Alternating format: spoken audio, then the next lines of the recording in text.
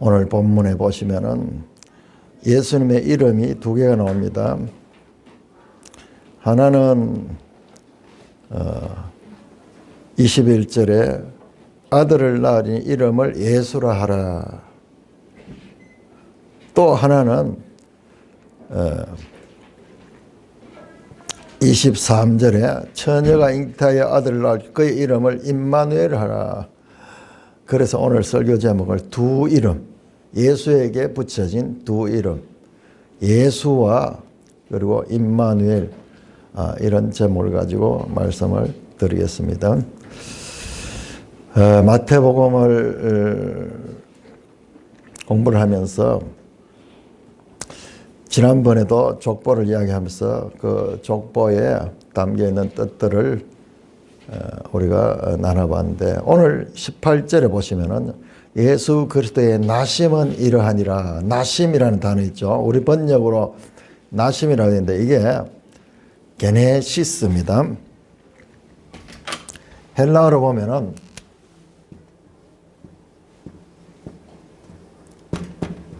게네시스, 영어로 제네시스, 기원이라고 하는 기원. 성경 창세기 이름을 헬라어로 제네시스 또는 게네시스라고 그러죠. 자, 오늘 나오는 요 18절이 1절하고 똑같은 단어예요. 1절 보시면은 예수 그리스도의 계보라 할 때, 계보라는 말과 동일한 단어입니다. 그러니까는 계보, 이것을 번역할 적에 문맥에 따라 때로는 계보라고 번역했고, 계보 또는 족보도 여기 보면 족보, 그 다음에 여기서는 나심이라고 지금 같은 단어지만은 문맥에 따라서 번역을 다르게 했는 거예요.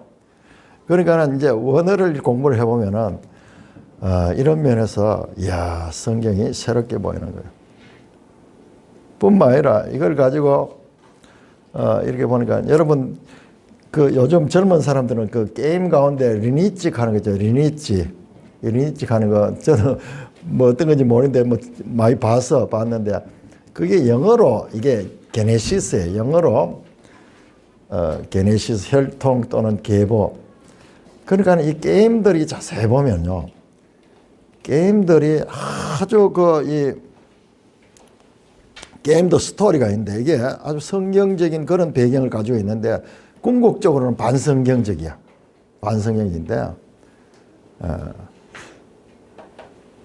그런 의미를 가지고 있습니다. 뿐만 아니라 우리 1절에서 17절까지의 가장 많이 나오는 단어, 내가 한번 살려보니까는 39번 나오는데, 낳고 아브라함은 이삭을 낳고 이삭은 야곱을 낳고 야곱은 유다와 그의 형제들을 낳고 요게 뭐냐 그러면 요것도 에게네센 하는 건데 이게 겟나오 하는 거예요. 겟나오. 여기 같은 겐카는 요거 출생과 연관되어 있는 거예요. 낳는다, 출생한다, 같은 겐입니다. 어원이 같은 거예요. 같은 낳고 뿐만 아니라 17절에 보시면은 17절에 아브라함부터 다윗까지 14대요. 다윗부터 바벨론으로 잡혀가 14대요. 바벨론 사로잡혀간 그리스도까지 14대더라. 대하는 거죠. 대. 우리말로 그냥 번역했는 대인데 요게 원어로 뭐 겟니아. 한 세대, 한 족보 뭐 이런 뜻이에요. 그러니까는 마태복음 1장은요 전부 이야기야. 게네시스, 겟네오, 그 다음에 게니아. 원어로 보면은 전부 같은 어원으로 되어 있습니다. 이게 히브리어, 이게 헬라어잖아요. 히브리어로 보면, 히브리어는 뭐냐 그러면은, 히브리어는, 이거는 우리가 성도들은 알아야 좀 복잡하지만은 알고 보면은 이걸 알아야 돼요. 톨레도트,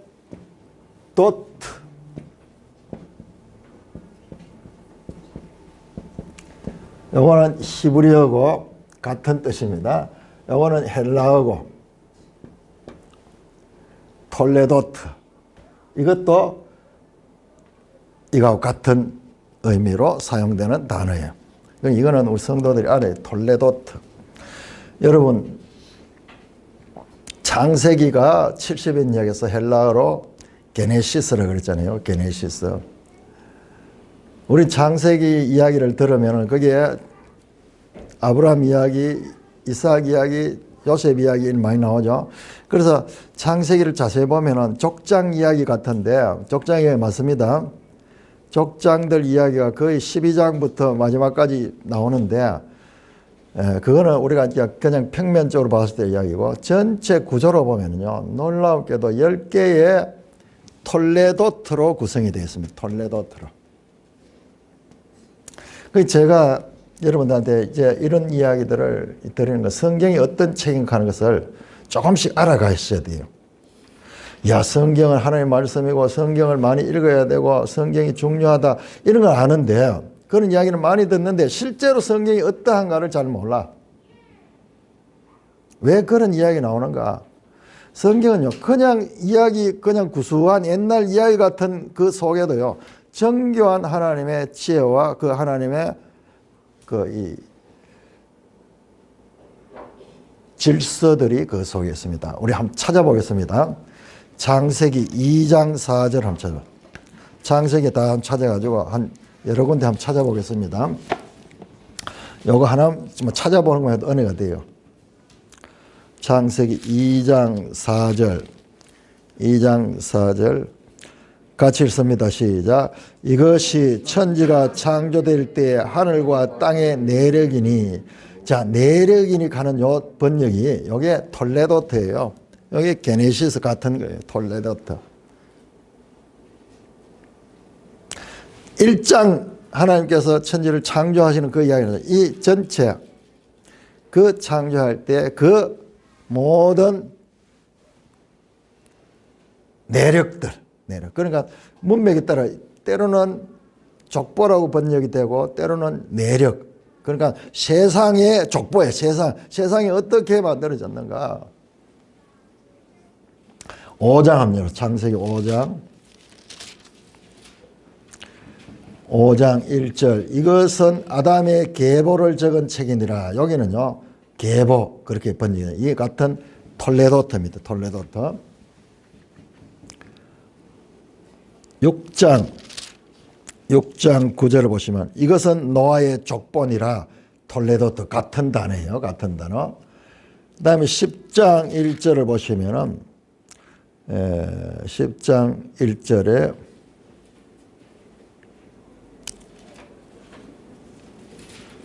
노아의 아들 셈과 함의 족보는 이러하니라. 족보 나오죠. 톨레도트입니다. 11장 10절에 셈의 족보는 이러하니라. 톨레도트예요. 11장 27절에 데라의 족보는 이러하니라. 데라 족보 나오죠. 아브라함의 아버지예요. 아브라함의 아버지가 데라예요. 25장 가시면은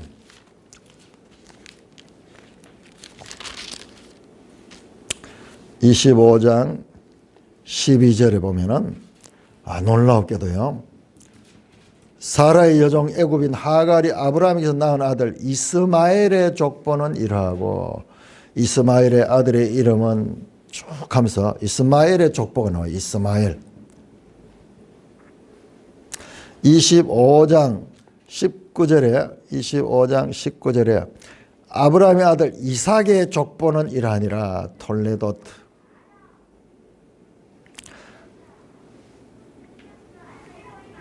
아브라함이 이삭을 낳고 그렇게 나오죠.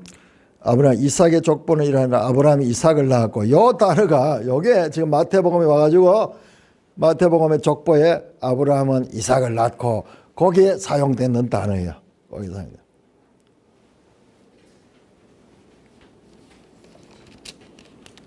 36장으로 넘어와. 36장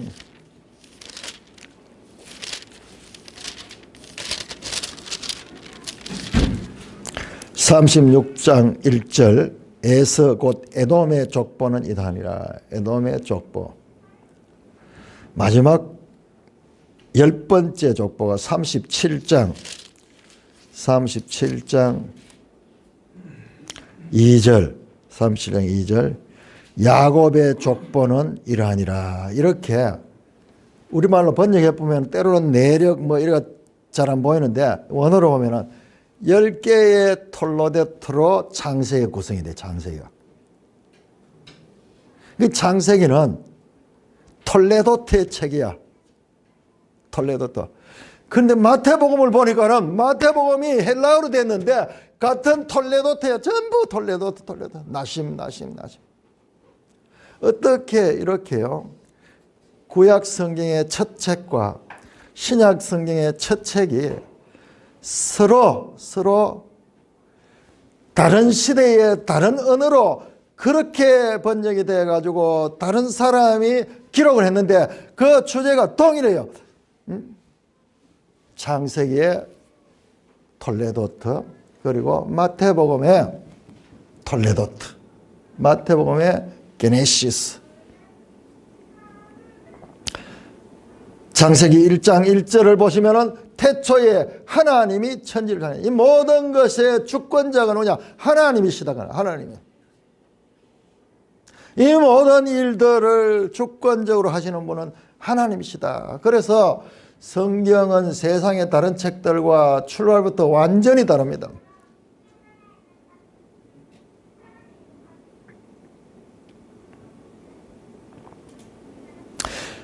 그러면서 오늘 우리가 읽었던 마태복음 1장 21절에서 예수님의 이름에 대해서 나오는데, 이름을 예수라 하라. 예수라는 말이 이게 히브리어로요, 여호수아예요. 여호수아. 구약 성경에 많이 나오는 호세아, 여호수아 전부 같은 이름이야. 아주 흔한 이름이야. 우리로 치면 철수, 영희 같은 이름이에요. 아들을 낳은 이름을 예수라라. 헬라어로 하니까는 예수아, 정확하게 예수아. 그런데 왜 그 이름을 예수라 하느냐? 이는 설명이 나오죠. 21절 후반절에 이는 이유가 있어요. 이유가 뭐냐? 그가 자기 백성을 그들의 죄에서 구원할 자다. 자기 백성을 그들의 죄에서 구원할 자다. 우리 유 집사님 아까 기도하시면서 그 죄에 대해서 이야기하는데, 여러분, 이 세상은 죽었다 깨도 알지 못하는 게 죄가 뭔가에 대해서 알지 못합니다.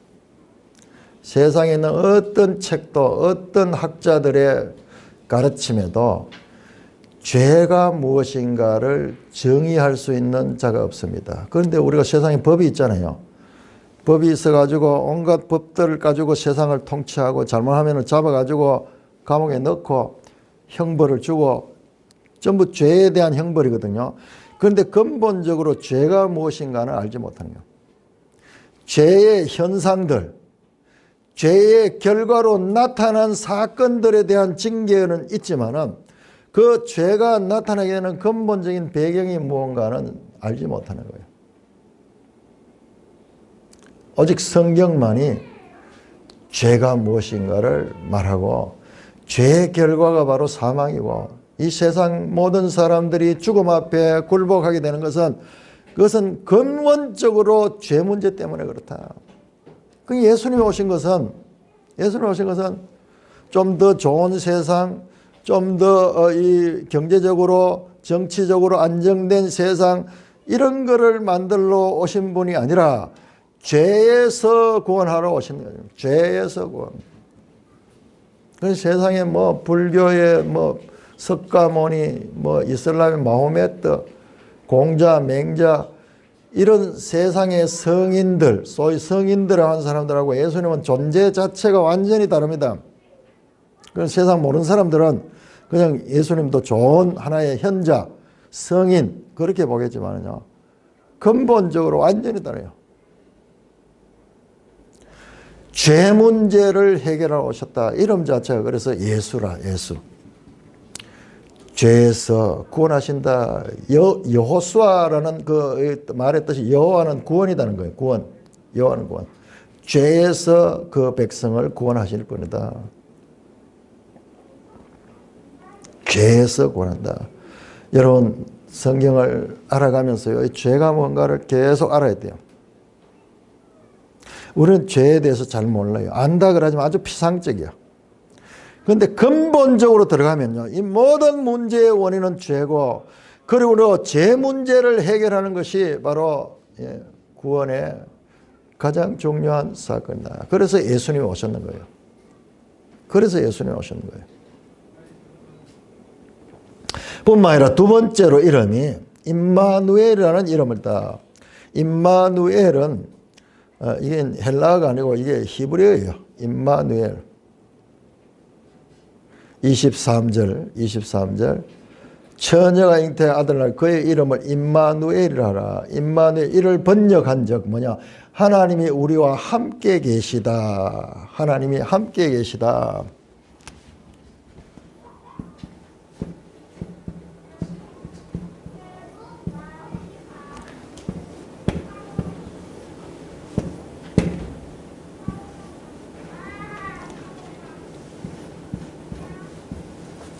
임마누엘. 엘 가는 게 하나님이에요. 엘이 하나님이고, 임마 가는 게 이게 함께한다. 그런 뜻이에요. 그래서 하나님이 우리와 함께한다. 함께 계신다. 그래서 예수님의 이름을 임마누엘 하는, 임마누엘. 예수님이 죄에서 구원하실 뿐만 아니라 구원하신 그 백성들과 하나님이 함께 하신다. 함께 한다. 자, 마지막 한번 보세요. 마태복음 28장 마지막 절 28장 20절 이렇게 하면 내가 세상 끝날까지 항상 너희와 함께 있으리라. 이 같은 말이 같은 말. 그러니까 1장의 23절에 임마누엘, 그리고 마태복음 마지막에 임마누엘, 같은 내가 너희와 항상 함께 있는다. 죄에서 구원하신 그 하나님께서 그 백성과 함께 한다는 거예요. 함께 한다는 게 이게 무슨 뜻이냐? 자, 출애굽기 25장을 한번 찾아봐요. 출애굽기 25장. 함께 하신다. 성경을 직접 찾아봐야 돼요. 출애굽기 25장. 출애굽기 25장은 뭐냐 그러면 25장에서 40장까지 가요. 출애굽기 이야기의 이 반텀이 뭐냐? 성막 짓는 이야기예요. 그런데 성막을 왜 짓는가? 성막 짓는 목적이 나오는데 25장 8절입니다. 시작. 내가 그들 중에 거할 성소를 그들이 나를 위하여 짓되. 성막의 목적이 하나님이 거하신다. 헬라어로 사칸, 함께 하신다. 하나님이 우리와 함께 하신다. 하나님이 거하시는 집. 그래서 우리 민수기 할 때 보시면은 성막 안에서 제일 중심의 지성소, 하나님이 임재하시는 그 지성소가 있고요. 그 둘러싸면서 이스라엘 12지파가 그 성막을 둘러싸고 있잖아요. 그야말로 그 백성 제일 중심에 있잖아요. 그 모양 자체가 하면 하나님이 그들과 함께 한다는 것이. 하나님이 거한다. 그냥 단순하게 성막 앞에 제사 드리고 이런 거 생각하면 안 돼요. 성막의 목적이 하나님이 함께 하시는 거예요. 자, 29장 45절. 29장 45절. 46절. 출애굽기 29장 45절 46절 우리 같이 읽겠습니다. 시작. 내가 이스라엘 자손 중에 거하여 그들의 하나님이 되리니 그들은 내가 그들의 하나님 여호와로서 그들 중에 거하려고 그들을 애굽 땅에서 인도해낸 줄 알리라. 나는 그들의 하나님이라. 여러분 놀랍습니다. 45절에 이스라엘 자손 중에 거하여서 하나님이다. 하나님이 멀리 떨어지면 그들과 함께 그 속에 거한다는 거예요. 뿐만 아니라 내가 그들의 하나님이여 그들 중에 거하렸고 그들을 인도했다. 그들을 애굽 땅에서 출애굽시킨 목적이 하나님이 거한 거예요. 우리를 죄에서 구원하시는 목적이 뭐냐 그러면은 하나님이 임마누엘 함께 하시기 위해서 그렇게 하는 거예요. 야, 여러분 얼마나 놀랍습니까? 이스라엘의 구원의 역사에 그 과정이 보니까는 지금 여기 예수님의 이름 속에 나와 있듯이 죄에서 구원한다. 저 애굽에서 구원해내잖아요. 홍해를 건너서 구원해내는 예수 그리스도의 그림자 같아요. 구원했을 뿐만 아니라 구원한 그 백성들이 하나님과 함께 하도록 성막을 짓는 거예요. 열왕기상 6장 3절에 보면 이제 성막 시대 끝나고 성전 짓죠. 성전 지을 때도 이렇게 말합니다. 내가 또한 이스라엘 자손 가운데 거하여 성전을 짓는 목적이 이스라엘 백성 가운데 거하신다, 사칸하시기 위해서 짓는다. 여러분 이런 배경을 알고 자 요한복음 1장을 한번 찾아요. 요한복음 1장 한번 열어보세요. 요한복음 1장. 요한복음 1장 그 유명한 14절입니다. 요한복음 1장 14절 같이 읽습니다. 시작. 말씀이 육신이 되어 우리 가운데 거하시매. 예, 거기까지 보겠습니다. 여러분 보세요. 이게 말씀이 육신이에요. 예수님이 태초부터 계신 그 말씀인데 예수님이 사람의 몸을 입고 와서 뭐 하려고? 우리 가운데 거하시고 사칸하기 위해서 하는 거예요. 예수님이 성전으로 이 땅에 오신 거예요. 성전으로 오신 거예요.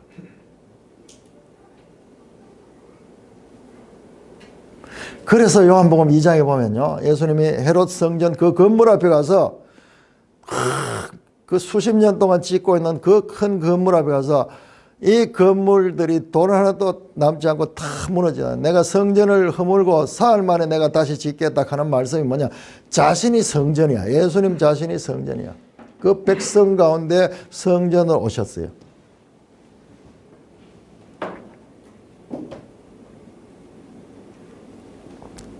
자, 마태복음 16장 한번 찾아보세요. 마태복음 16장. 복음서 가운데서 여러분 뜻밖에도 복음서에 교회라는 이야기가 안 나와요. 우리는 막 성경이 지금 막 혼재되어 있어. 저 서신서도 있고 뭐 복음서도 있고 계시록도 있고 막 혼재인데 조금 더 이제 성경을 깊이 보려고 하면은 각 책별로 독특한 그런 표현들이 있어. 놀랍게도 복음서에는 교회라는 말이 딱 2번 나오는데 그것이 어디냐 그러면 마태복음 16장이 나옵니다. 그 다음에 사도행전부터 시작하는 전부 교회야. 전부 교회야. 사도행전은 교회의 역사예요. 어떻게 교회가 처음 세워졌고 그 다음에 교회가 어떻게 계속 퍼져나갔는가. 그럼 그 다음 보세요. 서신서 뭐예요? 서신서 전부 다 로마서, 로마의 교회에 보내는 편지, 고린도서, 고린도 교회에 보내는 편지, 에베소서, 에베소 교회에 보내는 편지, 빌립보서, 빌립보에 보내는 편지, 전부 교회에 준 편지들이에요. 교회에 주는 말이에요. 전부 교회에 대한 말. 신약 성경은 전부 교회에 대한 이야기인데 복음서의 교회 이야기가 딱 한 번, 2번 나오는 게 마태복음에 나옵니다. 마태복음 16장 15절에서 19절 18절에 나오죠. 또 내가 네게 이르노니 너는 베드로라. 내가 이 반석 위에 내 교회를 세우리라. 음보의 건세가 이기지 못한 내 교회. 예수 그리스도께서 나의 교회라고. 나의 교회. 나중에 사도 바울은요. 교회가 그리스도의 몸이라 그렇게 이야기해요. 몸이라요.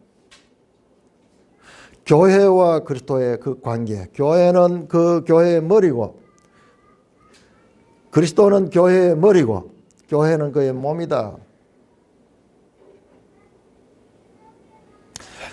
궁극적으로 예수 그리스도가 이 땅에 오셔서 이것은 함께 하시기 위함인데 성막처럼 우리 중에 거하기 위하심인데 그 성막을 어디다 거하느냐 그러면은 우리가 하나님의 성전이 되도록 합니다. 고린도전서 3장 16절 한번 찾아볼까요? 고린도전서 3장 16절.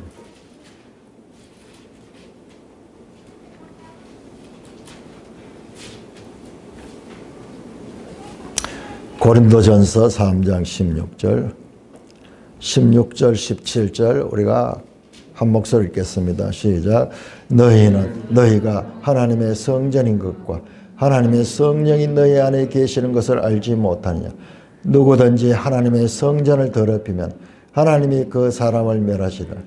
하나님의 성전은 거룩하니 너희도 거룩하리라. 와, 완전 코페르니쿠스적인 대반전이 일어났어요. 성전은 지금까지 성막, 그 다음에 솔로몬 때 건물로 진 돌로 진 성전, 헤롯 성전 전부 건물로만 봤는데 사도 바울이 완전히 폭탄 선언합니다. 그 누구도 이해할 수, 성전은 다 보이는 건물을 가리킨다 생각했는데 너희가 성전이야. 너희가 성전. 임마누엘 예수께서 이 땅에 오셔서 하신 일이 이 작업이에요. 자신이 그 백성과 함께 하시는 성전을 왔을 뿐만 아니라 궁극적으로 성령을 보내셔가지고 우리를 성전 삼는 일이 바로 예수 그리스도의 임마누엘 하심의 연속입니다. 궁극적으로 구원은 임마누엘, 하나님이 그 백성과 함께 하는 거예요. 그래서 새 예루살렘 성, 저 새하늘 새 땅의 그 나라는 하나님과 그 백성들이 함께 하시는 거예요. 자, 요한계시록 7장 한번, 요한계시록 7장.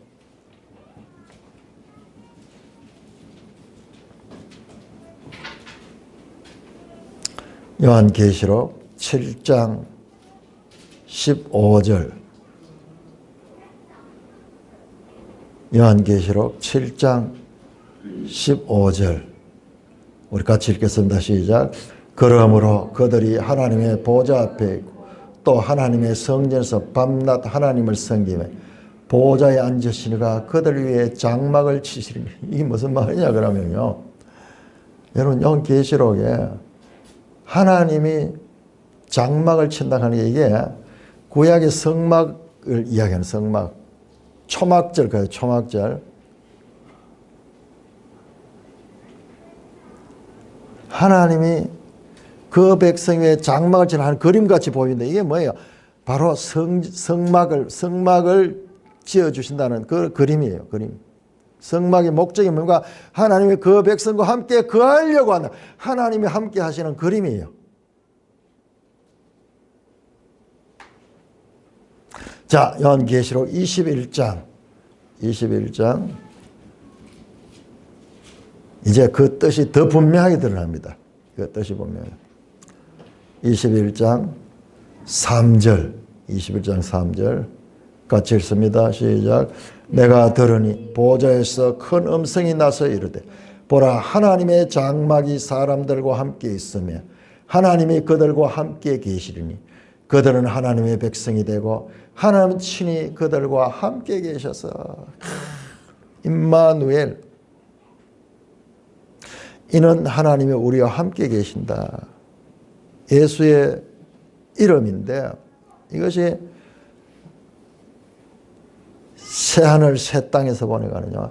하나님의 장막이 사람들과 함께 있는, 이 그림보다도 더 완벽한 게 없어요. 하나님의 장막, 저 성막, 그 성막 안에 거하던 그 하나님이 그 백성과 함께 있어. 하나님이 그들과 함께 계시리니 그들은 하나님의 백성이 되고 하나님은 친히 그들과 함께 계셔서 완전한 임마누엘이 바로 이루어지는 것이 구원의 완성이에요. 예수님이 재림하셔서 새하늘 새 땅에서 새 백성들과 사는 그 나라에는 하나님이 친히 그들과 함께 계시는 거예요. 이 땅에서는 하나의 상징적인 성막을 통해서, 건물 성전을 통해서, 그리고 궁극적으로 우리를 이 땅에서 성령을 주셔서 성전 삼으셨다가 새하늘 새 땅 구원의 완성에서는 하나님이 그들과 함께 계시는 완전한 성막의 실체가 펼쳐지는 것이 바로 새하늘 새 땅 구원의 완성되는 곳입니다. 예수님의 이름이 예수, 그 백성을 죄에서 구원할 자다. 또한 임마누엘, 이는 하나님이 그 백성과 함께 하심이라. 여러분, 예수님의 사역을 보세요.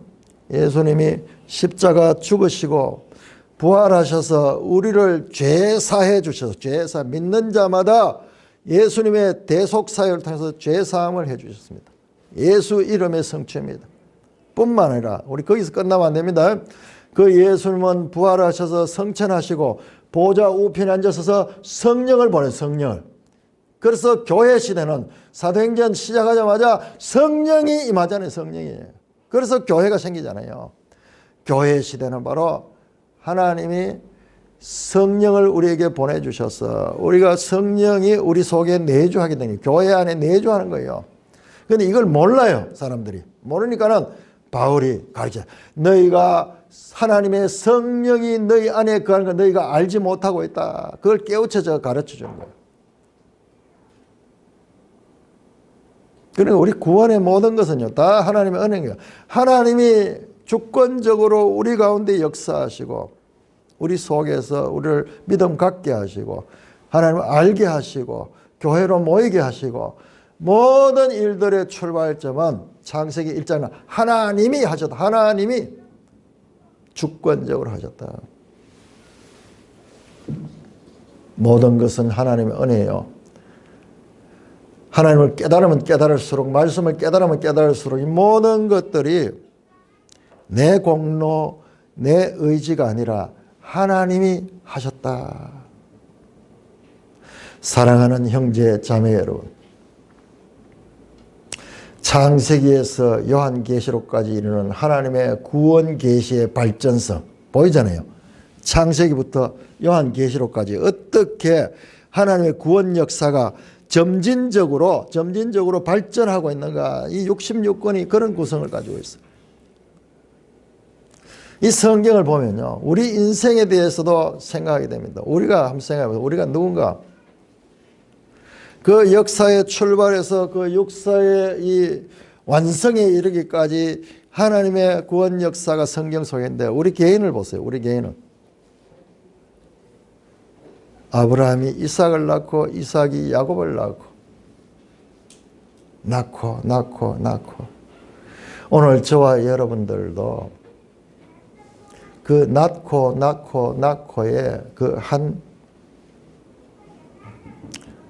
고리입니다. 고리. 존재하는 우리들 앞에도 누가 있었고 그 앞에도 조상들이 있었고 우리도 있고 또한 우리 또한 후손들이 있고 또 그 후손들이 후손을 있고 그렇게 역사가 우리 개인들이 연결된 고리가 역사입니다.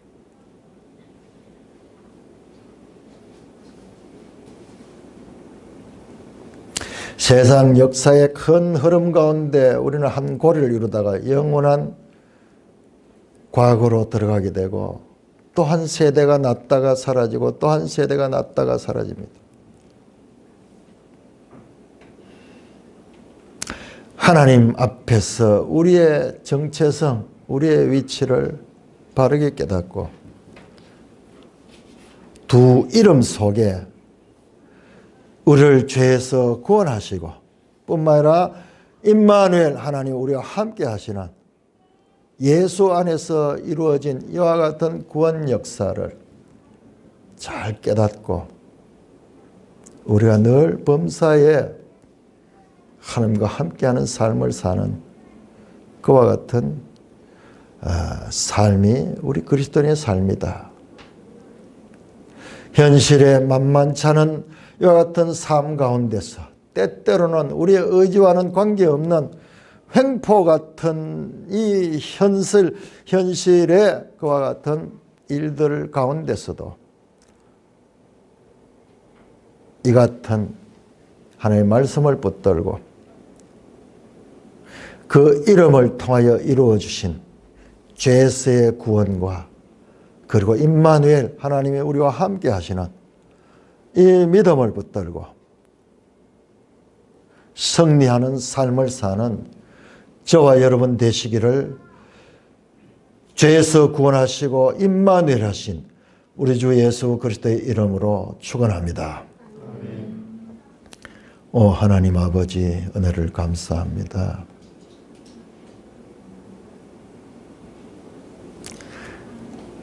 우리의 구원은 단순하게 우리의 기복적이고 우리의 일신상의 행복함을 누리는 것으로 생각하고 있는 우리에게 하나님 그 모든 것들을 근원부터 우리에게 알리시고 또한 우리 존재의 그 역할과 위치가 무엇인지도 깨닫게 하시며 또 하나님이 어떻게 우리 가운데 구원의 역사를 적용하시며 우리 또한 그 하나님의 구원 역사 가운데 한 부분이 되는지 알게 하시니 감사를 드립니다. 성령 하나님 임마누엘로 우리 가운데 함께 계시는 성령 하나님을 따라 성령의 뜻을 따라 살아가며 마침내 임마누엘 그 하나님의 완전한 그 나라에서 하나님 백성으로서 아버지 하는 새로운 차원의 삶을 누릴 수 있는 소망을 주시니 감사를 드립니다. 영광, 존귀, 찬송 주님 세세토록 받아 누리시옵소서. 우리 주 예수 그리스도 이름으로 감사하며 기도드리옵나이다. 아멘.